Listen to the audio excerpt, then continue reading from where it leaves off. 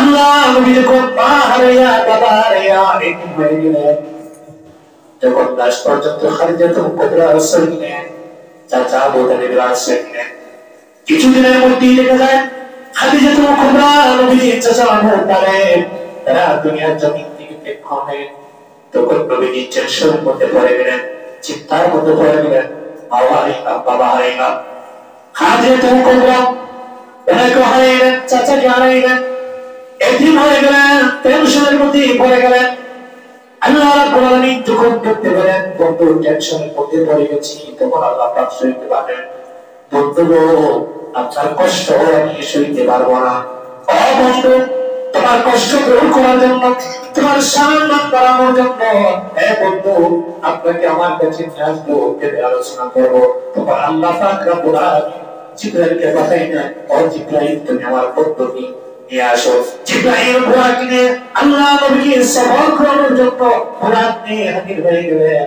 আল্লাহ নবী যখন বাহিনী করেছিলেন, বাহিনী করে তার পর জিবরাইল যখন বুরাক নিয়ে হাজির হয়ে গেলেন, আমার নবীকে যখন বললেন, ও নবী, ও নবী, আল্লাহ পাক রব্বুল আলামিন বুরাক পাঠাইলো আপনার জন্য, আপনাকে নেওয়ার জন্য, সফর করানোর জন্য, আল্লাহ পাকের সাথে কথা বলার জন্য।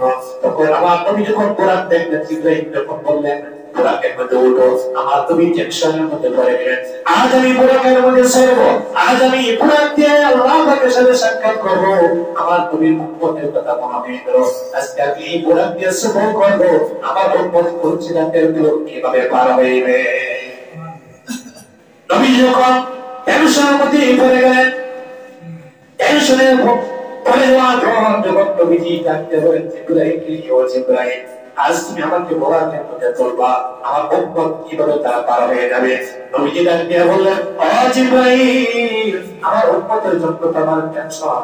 জিবরাইল সাথে সাথে বলে আল্লাহ পাক রব্বুল আলামিন জিবরাইলকে জানাই দিলেন, ও জিবরাইল, আমার বন্ধুকে বলো এই উম্মতের মধ্যে যারা শ্রেষ্ঠ নেতা হবে, প্রত্যেক উম্মতের জন্য হাশরের ময়দানে একটা করে বুরাক থাকবে।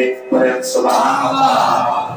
প্রত্যেক উম্মতের জন্য বুরাক থাকবে। তখন আল্লাহ নবী বুরাকের কথা বলেন, আল্লাহ নবী বুরাকের মধ্যে উঠে ওঠার পর অসংখ্য জায়গা থেকে অনেক কিছু আল্লাহ পাক রব্বুল আলামিন জিবরাইল ফেরেশতা দ্বারা জায়গায় জায়গায় জিবরাইল অনেক কিছু দেখাইলেন। একটা জায়গা এত সুন্দর জায়গা দেখতেন, সবুজ দৃশ্য এত সুন্দর। তখন জিবরাইলকে আমার নবী প্রশ্ন করেন, ও জিবরাইল, এই এত সুন্দর একটা জায়গা, সবুজ দৃশ্য এত সুন্দর, এই জায়গাটা কি?